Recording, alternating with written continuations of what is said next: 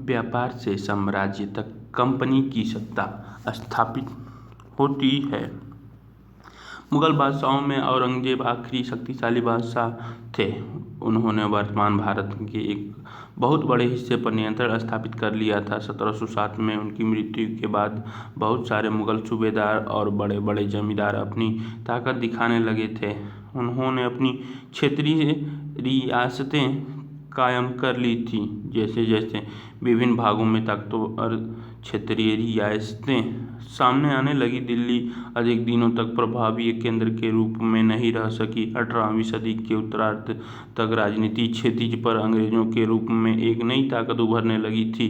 क्या आप जानते हैं कि अंग्रेज पहल एक छोटी सी व्यापारी कंपनी के रूप में भारत आए थे और यहाँ के इलाकों पर कब्जा में उनका ज़्यादा दिलचस्पी नहीं थी। तो फिर ऐसा कैसे हुआ कि एक दिन वे इस विशाल साम्राज्य के स्वामी बन बैठे? इस अध्याय में आप देखेंगे कि यह कैसे हुआ। कैप्टन हडसन द्वारा बहादुर शाह जफर और उनके बेटों की गिरफ्तारी। औरंगजेब के बाद कोई मुगल बादशाह इतना ताकतवर तो नहीं हुआ, लेकिन एक प्रतीक के रूप में मुगल बादशाहों का महत्व बना हुआ था। जब 1857 में ब्रिटिश शासन के विरुद्ध भारी विद्रोह शुरू हो गया तो विद्रोहियों ने मुगल बादशाह बहादुर शाह जफर को ही अपना नेता मान लिया था। जब विद्रोह कुचल दिया गया तो कंपनी ने मुगल बादशाह बहादुर शाह जफर को देश छोड़ने के लिए मजबूर कर दिया और उनके बेटों को जफर के सामने ही मार डाला। इस तरह अंग्रेजों के आने के लिए ये मैप दे रखा है कि ब्रिटिश आइसलैंड से घूमते हुए अफ्रीका के बगल से सेंट हेलेना और केप ऑफ गुड होप से होते हुए बम्बई, मद्रास, भारत जो आज का है, कलकत्ता और कैंटोन पहुंचा। 18वीं सदी में भारत आने वाले रास्ते। इसका वाणिज्य एक ऐसा व्यावसायिक उद्यमी जिसमें चीज़ों की सस्ती कीमत पर खरीद कर ज़्यादा कीमत पर बेच कर, यानी मुख्य रूप से व्यापार के जरिए मुनाफा कमाना था। पूर्व में ईस्ट इंडिया कंपनी का आना। सन 1600 में ईस्ट इंडिया कंपनी ने इंग्लैंड के महारानी एलिजाबेथ प्रथम से चार्टर अर्थात इजाज़तनामा हासिल कर लिया, जिसने कंपनी को पूरब से व्यापार करने का एकाधिकार मिल गया। इस इजाज़तनामे का मतलब यह था कि इंग्लैंड की कोई और व्यापारिक कंपनी इस इलाके में ईस्ट इंडिया कंपनी से होड़ नहीं कर सकती थी। इस चार्टर के सहारे कंपनी समुद्र पार जाकर नए इलाकों को खंगाल सकती थी, वहां से सस्ती कीमत पर चीज़ें खरीद कर उन्हें यूरोप में ऊंची कीमत पर बेच सकती थी। कंपनी को दूसरी अंग्रेज व्यापारिक कंपनी से प्रतिस्पर्धा का कोई भय नहीं था। उस जमाने में वाणिज्य कंपनियां मोटे तौर पर प्रतिस्पर्धा से बचकर ही मुनाफा कमा सकती थीं। अगर कोई प्रतिस्पर्धा न हो तो तभी वे सस्ती चीज़ें खरीदकर उन्हें ज़्यादा कीमतों पर बेच सकती थी, लेकिन यह शाही दस्तावेज दूसरी यूरोपीय ताकतों को पूरब के बाजारों में आने से नहीं रोक सकता था। जब तक इंग्लैंड के जहाज अफ्रीका के पश्चिमी तट को छूते हुए केप ऑफ गुड होप का चक्कर लगाकर हिंद महासागर पार करते, तब तक पुर्तगाल ने भारत के पश्चिमी तट पर अपनी उपस्थिति दर्ज करा दी थी। वे गोवा में अपना ठिकाना बना चुके थे। पुर्तगाल की खोजी यात्री वास्को डी गामा ने 1498 में पहली बार भारत तक पहुंचने के इस समुद्री मार्ग का पता लगाया था। 17वीं शताब्दी की शुरुआत तक डच भी हिंद महासागर में व्यापार की संभावनाएं तलाशने लगे थे। कुछ ही समय बाद फ्रांसीसी व्यापारी भी सामने आ गए। समस्या यह थी कि सारी कंपनियां एक जैसी चीज़ें ही खरीदना चाहती थी। यूरोप के बाजार रोम में भारत के बने बारीक सूत कपड़े और रेशम की जबरदस्त मांग थी। इनके अलावा काली मिर्च, लौंग, इलायची और दालचीनी की भी जबरदस्त मांग रहती थी। यूरोपीय कंपनी के बीच इस बढ़ती स्पर्धा से भारत बाजारों में इन चीज़ों की कीमत बढ़ने लगी और उनसे मिलने वाला मुनाफा गिरने लगा। अब इन व्यापारी कंपनियों के फलने फूलने की यही एक रास्ता था कि वे अपनी प्रतिस्पर्धा कंपनियों को खत्म कर दे। लिहाजा बाजारों पर कब्जा की इस होड़ ने व्यापारी कंपनियों के बीच लड़ाइयों की शुरुआत कर दी। 17वीं और 18वीं सदी में जब भी मौका मिलता, कोई सी एक कंपनी किसी दूसरे कंपनी के जहाज डुबो देती, रास्ते में रुकावट खड़ा कर देती और माल से लदे जहाज को आगे जाने या बढ़ने से रोक देती। यह व्यापार हथियारों की मदद से चल रहा था और व्यापारिक चौकियों को किलेबंदी के जरिए सुरक्षित रखा जाता था। अपनी बस्तियों को किलेबंद करने और व्यापार में मुनाफा कमाने की इन कोशिशों के कारण स्थानीय शासकों से भी टकराव होने लगे। इस प्रकार व्यापार और राजनीति को एक दूसरे से अलग रखना कंपनी के लिए मुश्किल होता जा रहा था। आइए देखें कि यह कैसे हुआ। ईस्ट इंडिया कंपनी बंगाल में व्यापार शुरू करती है। पहली इंग्लिश फैक्ट्री 1651 में हुगली नदी के किनारे शुरू हुई। कंपनी के व्यापारी से अपना काम चलाते थे। इन व्यापारियों को उस जमाने में फैक्टर कहा जाता था। इस फैक्ट्री में वेयर हाउस था जहां निर्यात होने वाली चीज़ों को जमा किया जाता था। यहीं पर उसके दफ्तर थे जिनमें कंपनी के अफसर बैठते थे। जैसे जैसे व्यापार फैला, कंपनी के सौदागरों और व्यापारियों को फैक्ट्री के आसपास आकर बसने के लिए प्रेरित किया। 1696 तक कंपनी ने इस आबादी के चारों तरफ एक किला बनाना शुरू कर दिया था। 2 साल बाद उसने मुगल अफसरों को रिश्वत देकर 3 गाँवों की जिम्मेदारी भी खरीद ली। इनमें से एक गाँव कालीकता था जो बाद में कलकत्ता बना। अब इसे कोलकाता कहा जाता है। कंपनी ने मुगल सम्राट औरंगजेब को इस बात के लिए भी तैयार कर लिया कि वह कंपनी को बिना शुल्क चुकाए व्यापार करने का फरमान जारी कर दे। फरमान एक शाही आदेश होता है। कंपनी ज़्यादा से ज़्यादा रियायतें हासिल करने और पहले से मौजूद अधिकारियों का ज़्यादा से ज़्यादा फायदा उठाने में लगी हुई थी। उदाहरण के लिए औरंगजेब के फरमान से केवल कंपनी को ही शुल्क मुक्त व्यापार का अधिकार मिला था। कंपनी के जो अफसर निजी तौर पर व्यापार चलाते उन्हें यह छूट नहीं थी, लेकिन उन्होंने भी शुल्क चुकाने से इनकार कर दिया। इससे बंगाल में राजस्व वसूली बहुत कम हो गई। ऐसे में भला बंगाल के नवाब मुर्शिद कुली खान विरोध क्यों न करते। मद्रास के जहाज से सामान लाती स्थानीय नौकाएं। विलियम सिम्पसन द्वारा बनाया गया चित्र 1867 में। ये चित्र देख लीजिए, छोटी छोटी नौकाएं इसमें दिखाई गई हैं। व्यापार से युद्ध तक। 18वीं सदी की शुरुआत में कंपनी और बंगाल के नवाबों का टकराव काफ़ी बढ़ गया था। औरंगजेब की मृत्यु के बाद बंगाल के नवाब अपनी ताकत दिखाने लगे थे।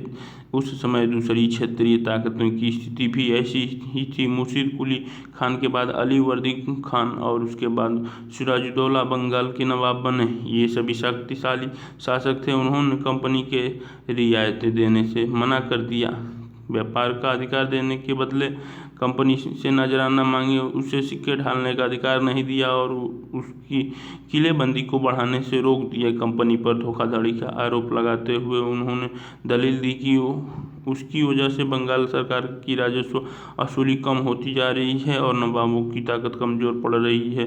कंपनी टैक्स चुकाने को तैयार नहीं थी।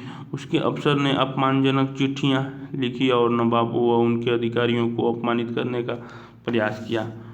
बगल में रॉबर्ट क्लाइव हैं। कंपनी का कहना था कि स्थानीय अधिकारियों की बेतुका मांगे से कंपनी की व्यापार तबाह हो रहा है। कंपनी व्यापार तभी फल फूल सकता है कंपनी का व्यापार तभी भी फल फूल सकता है जब सरकार शुल्क हटा ले।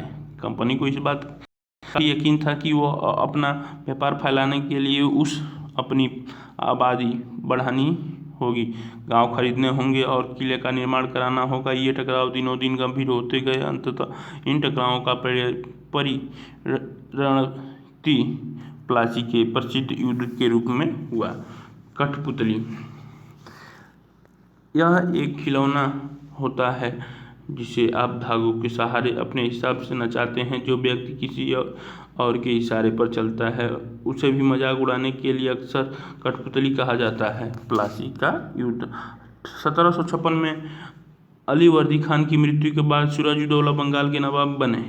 कंपनी को सिराजुद्दौला की ताकत से काफ़ी भय था। सिराजुद्दौला की जगह कंपनी एक ऐसा कठपुतली नवाब बनाना चाहती थी जो उसे व्यापारिक रियायतें और अन्य सुविधाएं आसानी से देने से आनाकानी न करे। कंपनी ने प्रयास किया कि सिराजुद्दौला के प्रतिद्वंदियों में से किसी को नवाब बना दिया जाए। कंपनी को कामयाबी नहीं मिली। जवाब में सिराजुद्दौला ने हुक्म दिया कि कंपनी उनके राज्य के राजनीति मामले में टांग अड़ाना बंद कर दे, किलेबंदी रोके और बकायदा राजस्व चुकाए। जब दोनों पक्ष पीछे हटने को तैयार नहीं हुए तो अपने 30,000 सिपाहियों के साथ नवाब ने कासिम बाजार में स्थित इंग्लिश फैक्ट्री पर हमला बोल दिया। नवाब की फौज ने कंपनी के अफसर को गिरफ्तार कर लिया, गोदाम पर ताला डाल दिया, अंग्रेजों के हथियार छीन लिए और जहाज़ों को घेरे में ले लिए गए। इसके बाद नवाब ने कंपनी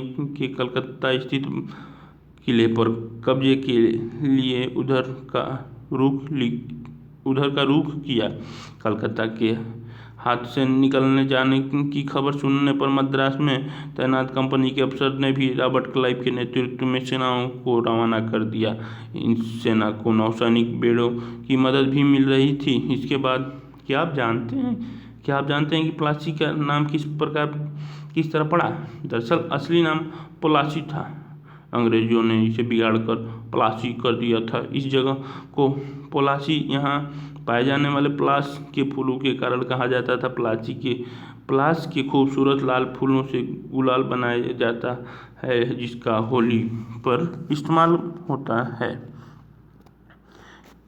इसके बाद ये महान न्यायालय कच्छ, East India House, Leadenhall street, East India Company के कोर्ट ऑफ प्राइवेटर्स की लंदन स्थित लैंडन हॉल स्ट्रीट पर बने ईस्ट इंडिया कंपनी हाउस में बैठक होती थी। यह चित्र ही एक सभा का चित्र है।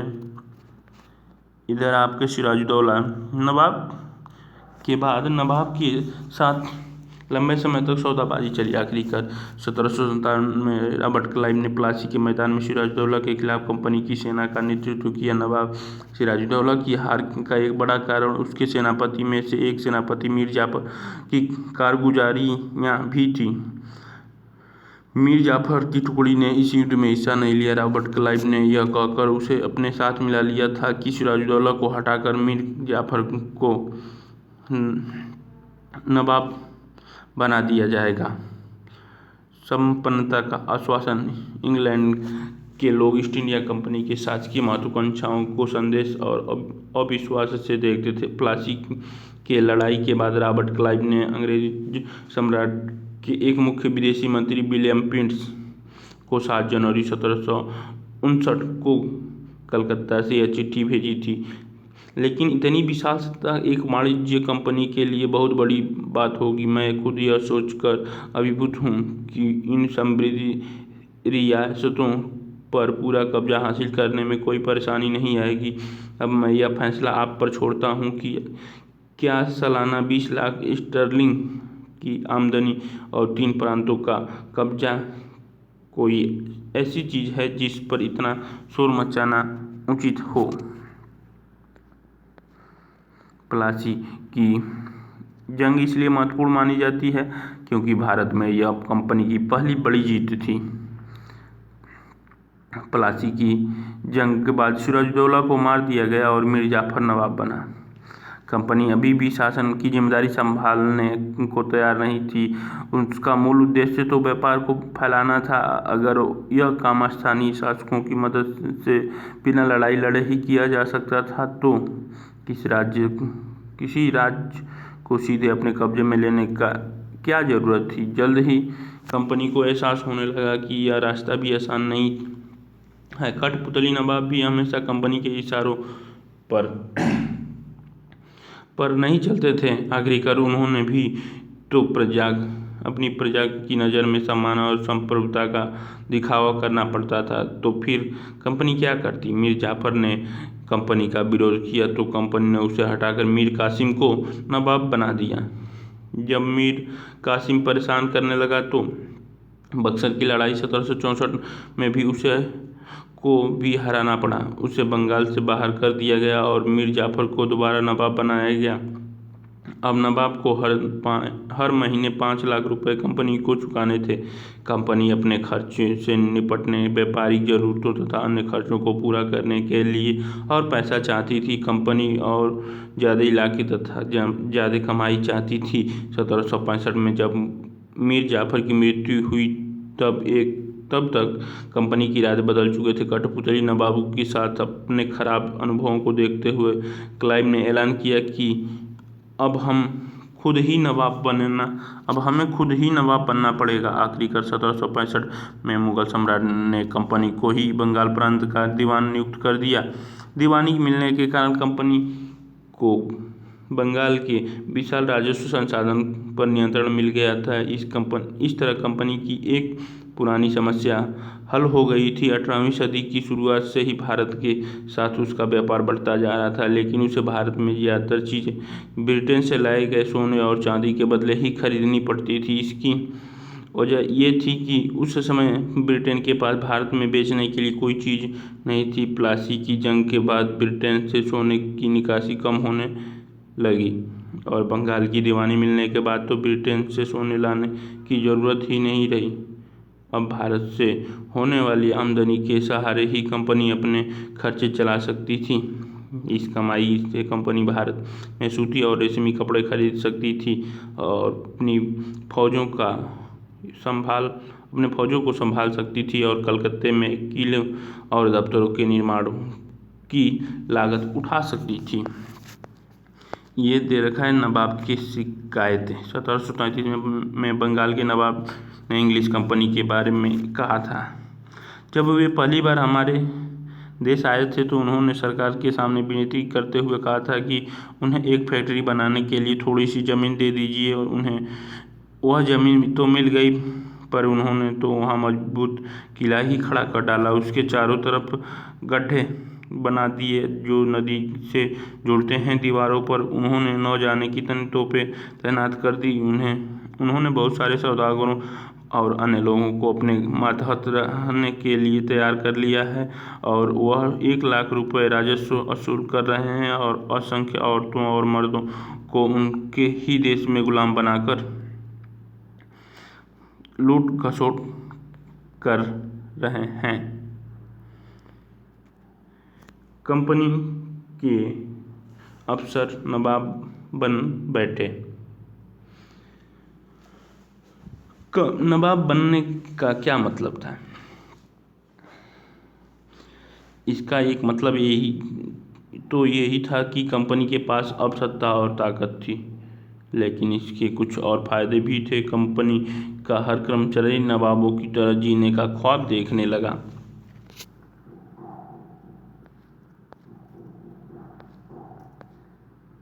प्लासी के युद्ध के बाद बंगाल के असली नवाबों को इस बात के लिए बाध्य कर दिया गया कि वे कंपनी के अफसरों को निजी तोहफे के तौर पर ज़मीन और बहुत सारा पैसा दें। खुद रॉबर्ट क्लाइव ने ही भारत में बेहिसाब दौलत जमा कर ली थी। 1743 में जब वह इंग्लैंड से मद्रास अब चेन्नई आया था तो उसकी उम्र 18 साल थी। 1767 में जब वह 2 बार गवर्नर बनने के बाद हमेशा के लिए भारत से रवाना हुआ तो यहाँ उसकी दौलत 4,01,102 पाउंड के बराबर थी। दिलचस्प बात यह है कि गवर्नर के अपने दूसरे कार्यकाल में उसे कंपनी के भीतर फैले भ्रष्टाचार को खत्म करने का काम सौंपा गया था, लेकिन 1772 में ब्रिटिश संसद में उसे खुद भ्रष्टाचार के आरोप में अपनी सफाई देनी पड़ी। सरकार को उसकी अखुद संपत्ति के स्रोत संदेहास्पद लग रहे थे। उसे भ्रष्टाचार आरोप से बरी तो कर दिया गया, लेकिन 1764 में उसने आत्महत्या कर ली। कंपनी के सभी अफसर रॉबर्ट क्लाइव की तरह दौलत इकट्ठा नहीं कर पाए। बहुत सारी बीमारियों और लड़ाइयों के कारण कम उम्र में ही मौत का निवाला बन गए थे। इसके अलावा उन सभी को भ्रष्ट और बेईमान मानना भी सही नहीं होगा। उनमें से बहुत सारे अफसर साधारण परिवार से आए थे। उनकी सबसे बड़ी इच्छा बस यही थी कि वे भारत में ठीक ठाक पैसा कमाएं और ब्रिटेन लौटकर आराम की जिंदगी बसर करें। जो जीते जी धन दौलत लेकर वापस लौट गए, उन्होंने वहाँ आलीशान जीवन जिया। उन्हें वहाँ के लोग नवाब कहते थे। यह भारतीय शब्द नवाब का ही अंग्रेजी संस्करण बन गया था। उन्हें लोग अक्सर नए अमीरों और सामाजिक हैसियत से रातों रात ऊपर आने वाले लोगों के रूप में देखते थे। नाटक और कार्टूनों में उनका मजाक उड़ाया जाता था। कंपनी का फैलता शासन 1757 से 1857 के बीच ईस्ट इंडिया कंपनी के द्वारा भारतीय राज्यों पर कब्जे की प्रक्रिया को देखते हुए महत्वपूर्ण बातें सामने आती थीं। किसी अनजान इलाके में कंपनी ने सीधे सैनिक हमला प्रायः नहीं किया। उसने किसी भी भारतीय रियायतें का अधिग्रहण करने से पहले विभिन्न राजनीतिक, आर्थिक और कूटनीतिक साधनों का इस्तेमाल किया। बक्सर की लड़ाई 1764 के बाद कंपनी ने भारतीय रियासतों में रेजिडेंट तैयार कर दिए। ये कंपनी के राजनीतिक और या व्यावसायिक प्रतिनिधि होते थे। उनका काम कंपनी के हितों को रक्षा करना और उन्हें आगे बढ़ाना था।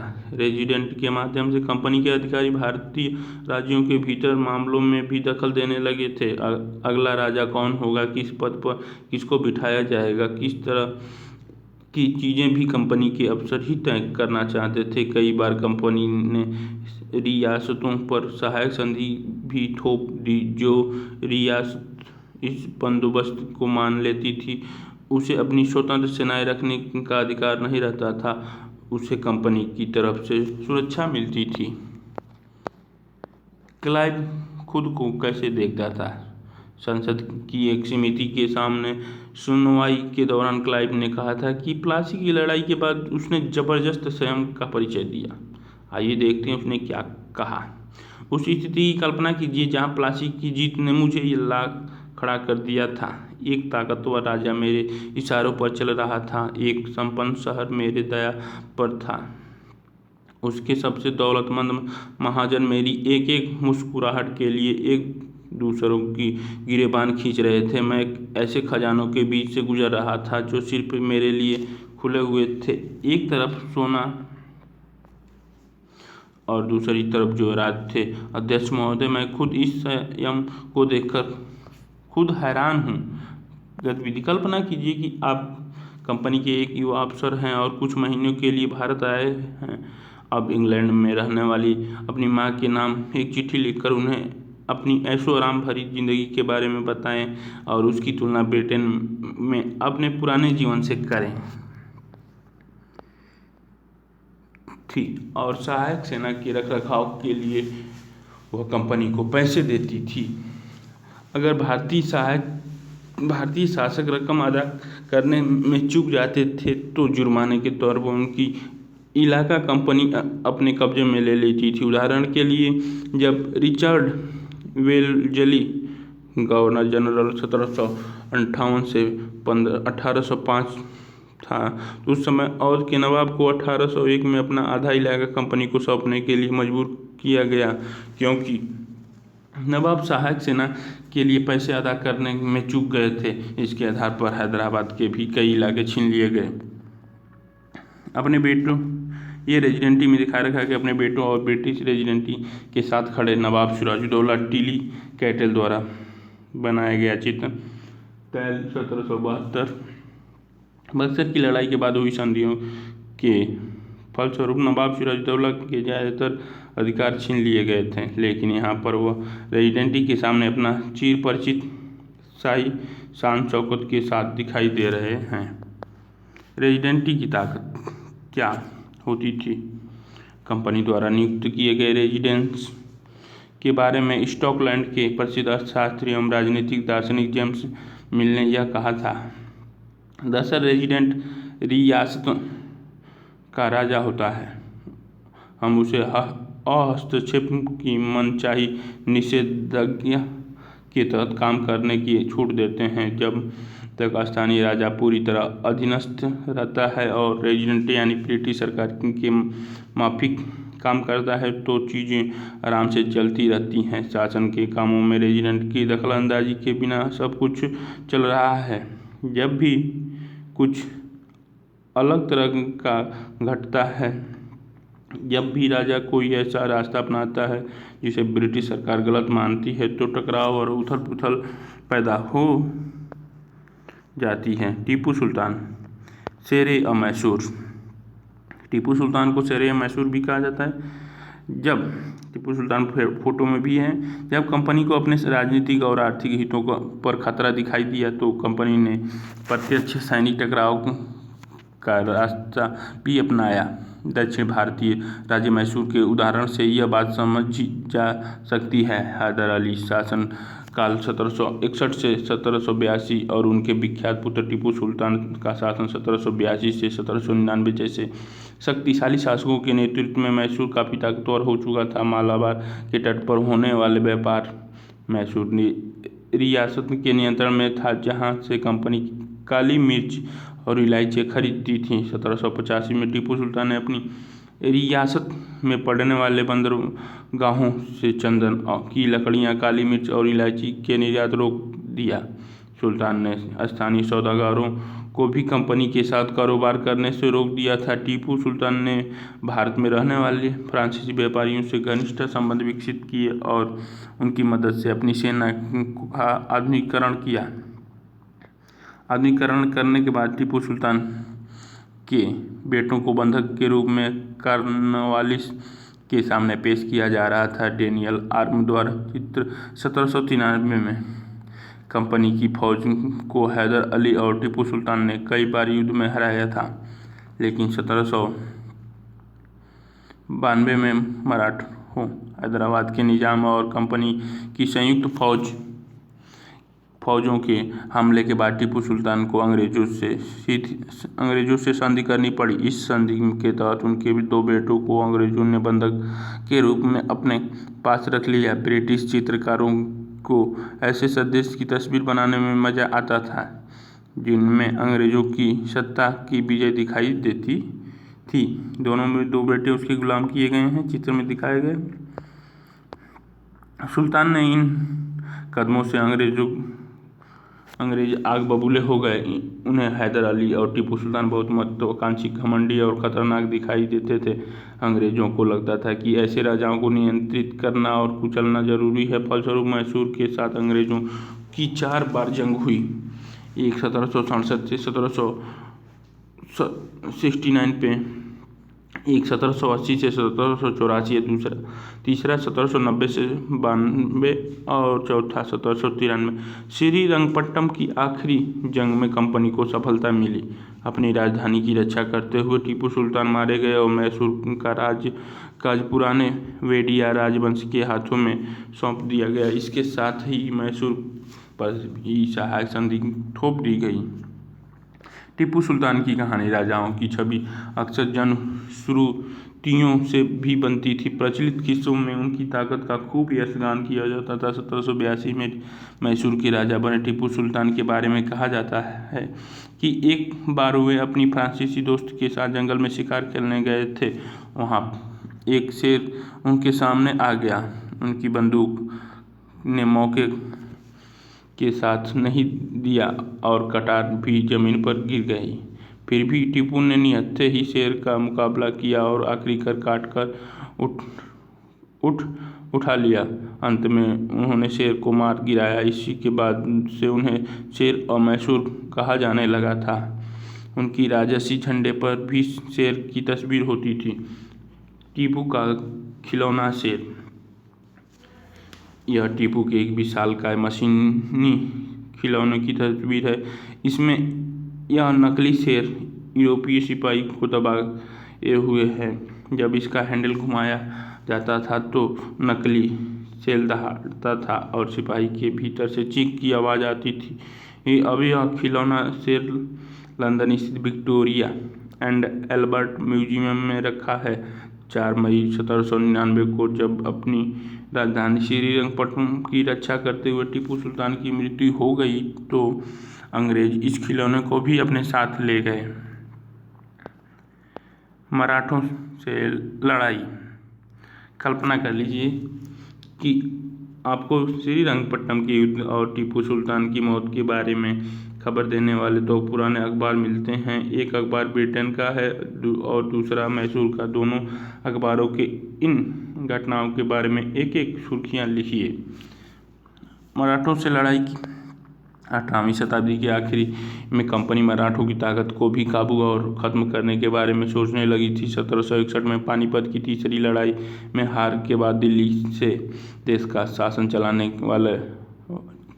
का मराठों का सपना चूर चूर हो गया। उन्होंने कई राज्यों में बांट दिया गया। इन राज्यों की बागडोर सिंधी, होलकर, गायकवाड़ और भोंसले जैसे अलग अलग राजवंशों के हाथों में थी। ये सारे सरदार एक पेशवा सर्वोच्च मंत्री के अंतर्गत एक कन्फेडरेंसी यानी राजमंडल के सदस्य थे। पेशवाई राजमंडल का सैनिक और प्रशासकीय प्रमुख होता था और पुणे में रहता था। महादजी सिंधिया और नाना फडणवीस 18वीं सदी के आखिर के 2 प्रसिद्ध मराठी योद्धा और राजनीतिज्ञ थे। एक के बाद कई युद्धों में कंपनी ने मराठों को घुटने टेकने पर मजबूर कर दिया। पहला युद्ध 1782 में सालाबाई संधि के साथ खत्म हुआ जिसमें कोई पक्ष नहीं जीत पाया। दूसरा अंग्रेज मराठा युद्ध 1803 से 1805 कई मोर्चों पर लड़ा गया।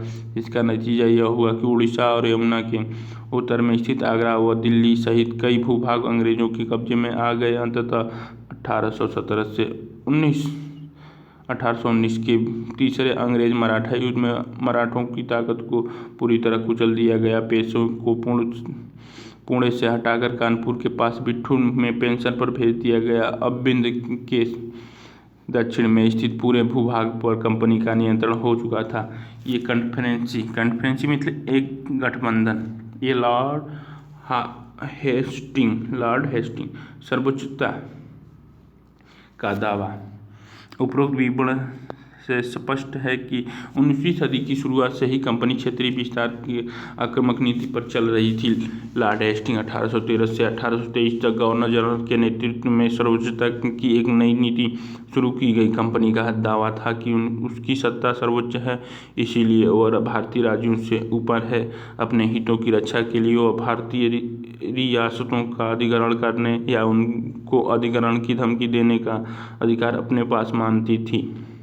यह सोच बाद में भी अंग्रेजों की नीति में दिखाई देती रही, लेकिन यह प्रक्रिया बेरोक टोक नहीं चली।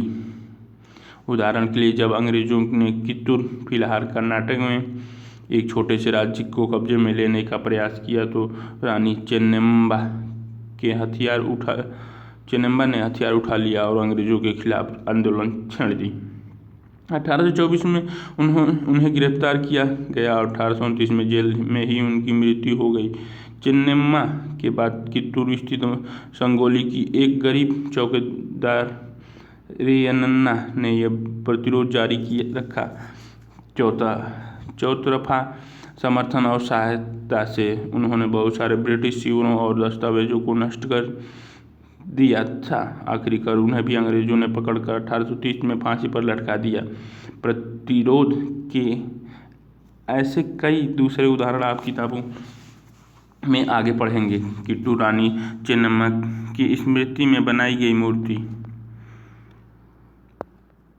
1830 के दशक के अंत में ईस्ट इंडिया कंपनी रूस के प्रभाव से बहुत डरी हुई थी।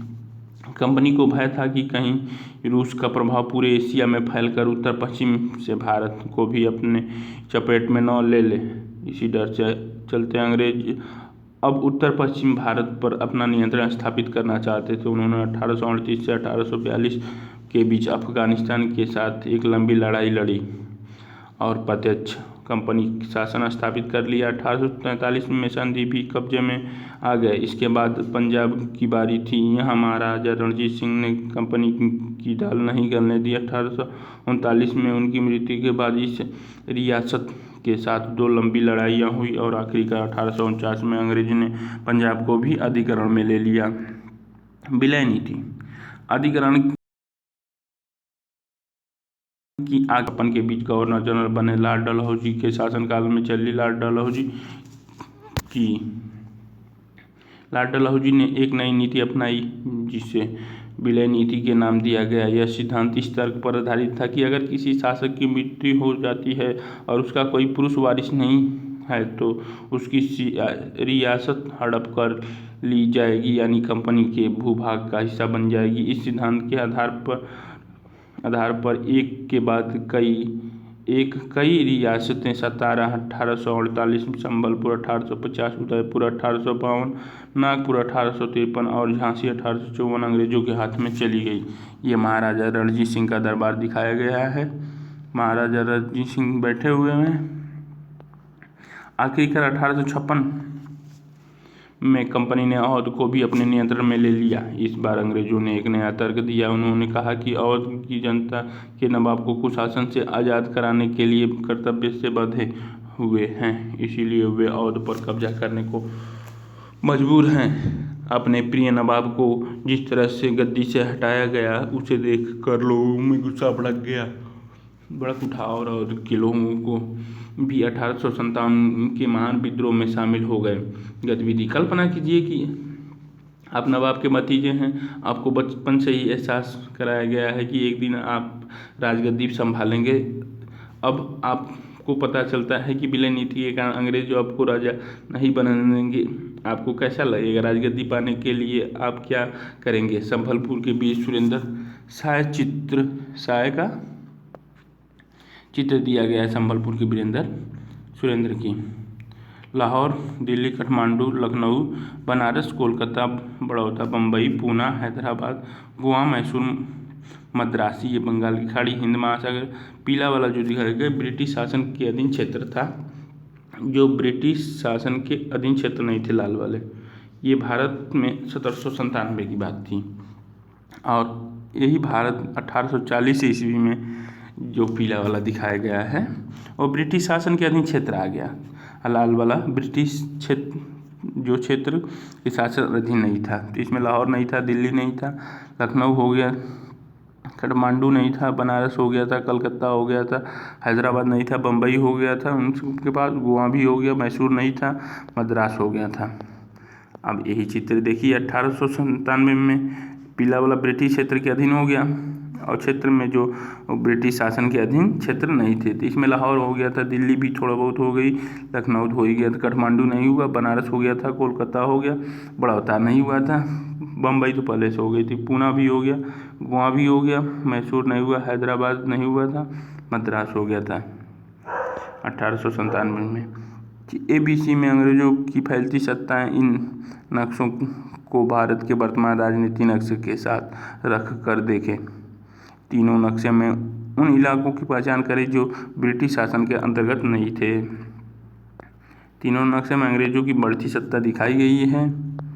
नए शासन की स्थापना गवर्नर जनरल वारेन हेस्टिंग्स 1773 से 1785 तक उन बहुत सारे महत्वपूर्ण व्यक्तियों में से था जिन्होंने कंपनी की ताकत फैलाने में अहम भूमिका अदा की थी। वारेन हेस्टिंग्स के समय तक आते आते कंपनी ने न केवल बंगाल बल्कि मुंबई और मद्रास में भी सत्ता हासिल कर चुकी थी। ब्रिटिश इलाके मोटे तौर पर प्रशासकीय इलाकों में बटे हुए थे जिन्हें प्रेसिडेंटी कहा जाता था। उस समय के 3 प्रेसिडेंटियाँ थी, बंगाल, मद्रास और बम्बई। हर के का शासन गवर्नर के पास होता था। सबसे ऊपर गवर्नर जनरल होता था। वारेन हेस्टिंग्स ने कई प्रशासकीय सुधार किए।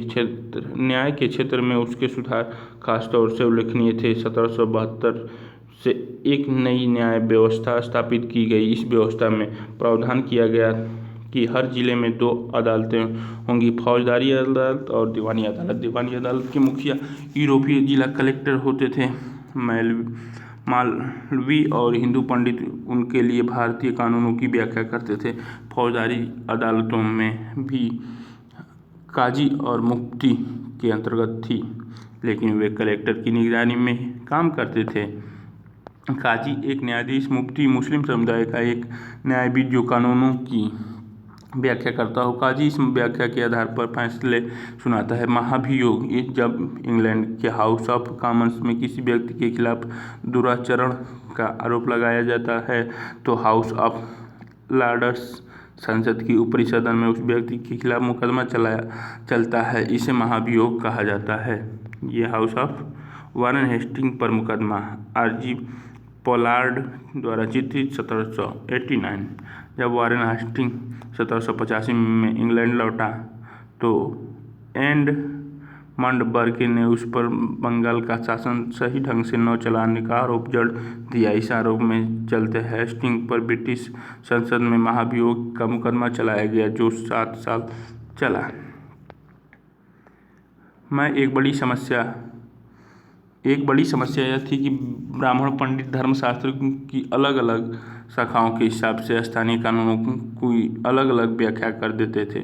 इस भिन्नता को खत्म करके एक समरूपता लाने के लिए 1775 में 11 पंडितों को भारतीय कानूनों का एक संकलन तैयार करने का काम सौंपा गया। N.B. हॉलहेड ने इस संकलन का अंग्रेजी में अनुवाद किया। 1778 तक यूरोपियन न्यायाधीशों के लिए मुस्लिम कानूनों को भी एक संहिता तैयार कर ली गई थी। 1773 में रेगुलेटिंग एक्ट के तहत एक नए सर्वोच्च न्यायालय की स्थापना की गई। इसके अलावा कलकत्ता में अपीलीय अदालत, सदर निजामत अदालत की भी स्थापना की गई। भारतीय जिले में कलेक्टर सबसे बड़ा ओहदा होता था। जैसा कि नाम से ही पता चलता है कि उसका मुख्य काम लगान और कर इकट्ठा करना तथा न्यायाधीशों, पुलिस अधिकारियों व दरोगों की सहायता से जिले में कानून व्यवस्था बनाए रखना होता था। उसके कार्यकाल कलेक्ट्रेट सत्ता और संरक्षण के नया केंद्र बन गया था, जिसने पुराने सत्ता केंद्रों को हाशियों से ढकेल दिया। कंपनी की फौज। कंपनी के साथ में शासन और सुधार के नए विचार तो आए, लेकिन उसकी असली सत्ता सैनिक ताकत में थी। मुगल फौज मुख्य रूप से घुड़सवार यानी सवार घोड़े पर चलने वाले प्रशिक्षित और पैदल सेना थी। उन्हें तीरंदाजी और तलवारबाजी का प्रशिक्षण दिया जाता था। सेना में सवारों का दबदबा रहता था और मुगल साम्राज्य को एक विशाल पेशेवर प्रशिक्षण वाली पैदल सेना की जरूरत महसूस नहीं होती थी। ग्रामीण इलाकों में सशस्त्र किसानों की बड़ी संख्या थी। स्थानीय जमींदार मुगलों को जरूरत पड़ने पर पैदल सिपाही मुहैया कराते थे। 18वीं सदी में जब अवध को बनारस जैसी रियासतों में किसानों को भर्ती करके उन्हें पेशेवरों सैनिक प्रशिक्षण दिया जाने लगा तो यह सूरत बदलने लगी। ईस्ट इंडिया कंपनी ने जब अपनी सेना के लिए भर्ती शुरू की तो उसने यही तरीका अपनाया। अंग्रेज अपनी सेना को सिपाही, जो भारतीय शब्द सिपाही से ही बना है, आर्मी कहते थे। 1820 के दशक में जब जैसे जैसे सैनिक युद्ध तकनीकी दर बदलने के बाद टुकड़ियों की जरूरत कम होती गई। इसकी वजह यह थी कि ब्रिटिश साम्राज्य बर्मा, अफगानिस्तान और मिस्र में भी लड़ रहे थे, जहां सिपाही मास्केट, तोड़दार बंदूकें और मैचलॉक से लैस होते थे। कंपनी की सेना के सिपाहियों को बदलती सैनिक आवश्यकताओं का ध्यान रखना पड़ता था, और जबकि उसकी पैदल टुकड़ी ज़्यादा महत्वपूर्ण होती जा रही थी। 19वीं सदी की शुरुआत में अंग्रेज एक समरूप सैनिक संस्कृति विकसित करने लगे थे। सिपाहियों को यूरोपीय ढंग से प्रशिक्षण, अभ्यास और अनुशासन सिखाया जाने लगा। अब उनका जीवन पहले से भी ज़्यादा, यहाँ पे ये दे रखा है स्रोत से, मैं सबके शत्रु और उत्पीड़ित का पर महाभियोग चला रहा हूँ। वारेन हेस्टिंग के महाभियोगों की कार्रवाई के दौरान एडमंड बर्क ने एक उत्तेजनापूर्ण भाषण दिया, जिसका एक हिस्सा इस प्रकार है। मैं उनके यानी वारेन हेस्टिंग के ऊपर भारत के लोगों की ओर से महाभियोग चला रहा हूँ, जिनके अधिकारियों को उन्होंने पैरों तले रौंद दिया और जिनके देश को उन्होंने रेगिस्तान बना दिया। अंत में मानव स्वभाव के नाम पर, स्त्री पुरुष के नाम पर, हर उम्र के नाम पर, हर ओहदे के नाम पर मैं सबके साझा शत्रु और सबके उत्पीड़क पर महाभियोग चला रहा हूँ। धर्मशास्त्र संस्कृत की एक ऐसा कृतियाँ जिनमें सामाजिक तौर तरीकों का, आचरण के सिद्धांतों की व्याख्या की जाती है। धर्मशास्त्र ईसा पूर्व 500 वर्ष से भी पहले लिखे गए थे। सवार, घुड़सवार, मस्केट, पैदल सिपाहियों द्वारा इस्तेमाल की जाने वाली ये भारी बंदूक मैचलॉक, शुरुआती दौर की बंदूक जिसमें बारूद को माचिस से चिंगारी दी जाती थी, जीवन पहले से भी ज़्यादा इसमें दिखा रहे है कि घोड़े वाला चित्र 13 में कंपनी के लिए काम करने वाला बंगाल का एक सवार एक अज्ञात भारतीय चित्रकार गया चित्र 1780 मराठों द्वारा मैसूर के साथ हुए युद्धों के बाद कंपनी को अपने घुड़सवार टुकड़ियों को मजबूत करने की अहमियत समझ में आने लगी। नियंत्रण था। इस कोशिश में कभी कभी समस्याएं भी आ जाती थी, क्योंकि पेशवारों सिपाहियों की सेना खड़ा करने के चक्कर में अंग्रेज कई बार जाति और समुदाय की भावनाओं को नज़रअंदाज कर देते थे। भला लोग अपनी जाति और धार्मिक भावनाओं को इतनी आसानी से कैसे छोड़ सकते थे? क्या वे खुद को अपने समुदाय का सदस्य मानने के बजाय सिर्फ सिपाही मान सकते थे? सिपाही क्या महसूस करते थे? अपने जीवन और अपनी पहचान, यानी वे कौन हैं, इस बात के एहसास में जो बदलाव आ रहे थे, उनको सिपाहियों ने किस तरह देखा? 1757 का विद्रोह में हमें सिपाहियों की इस दुनिया की झलक दिखता है। इस विद्रोह के बारे में हम अध्याय 5 में पढ़ेंगे। निष्कर्ष: ईस्ट इंडिया कंपनी एक व्यापारिक कंपनी से बढ़ते बढ़ते एक भौगोलिक औपनिवेशिक शक्ति बन गई। 19वीं सदी की शुरुआत में नई भाप तकनीकी से आने वाली यह प्रक्रिया और तेज हुई। तब तक समुद्री मार्ग से भारत पहुंचने में 6 से 8 माह का समय लग जाता था। भाप से चलने वाले जहाज़ों ने यह यात्रा 3 हफ्तों में समेट दिया। इसके बाद तो ज़्यादा से ज़्यादा अंग्रेज और उनके परिवार भारत जैसे दूर देशों में आने लगे। 1857 तक भारत उपमहाद्वीप में 63% भूभाग और 78% आबादी पर कंपनी का सीधा शासन स्थापित हो चुका था। देश के शेष भूभाग पर आबादी पर कंपनी का अप्रत्यक्ष प्रभाव था। इसी प्रकार व्यवहारिक स्तर पर ईस्ट इंडिया कंपनी पूरे भारत को अपने नियंत्रण में ले चुकी थी। अन्यत्र दक्षिण अफ्रीका में दास व्यापार।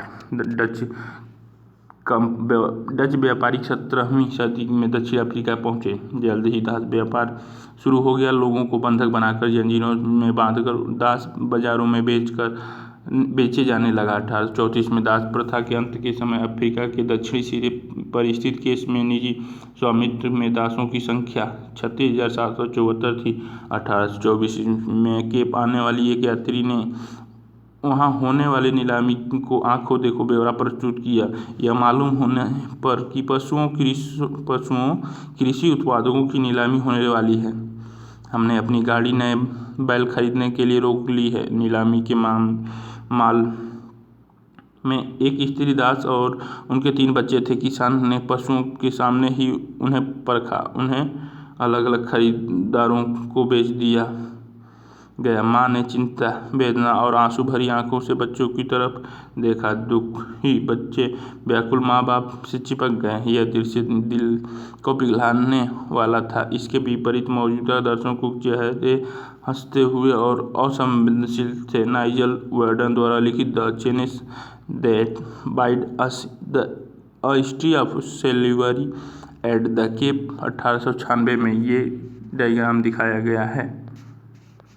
कल्पना करने के लिए आपको दिया गया कि आप 18वीं सदी के आखिरी या 19वीं सदी के प्रारंभ में इंग्लैंड में रह रहे हैं। ब्रिटिश विजय की कहानी पर आपकी क्या प्रतिक्रिया होगी? याद रखिए कि आप वहां जाने वाले बहुत सारे अफसरों की बेहिसाबी कमाई के बारे में जान चुके हैं।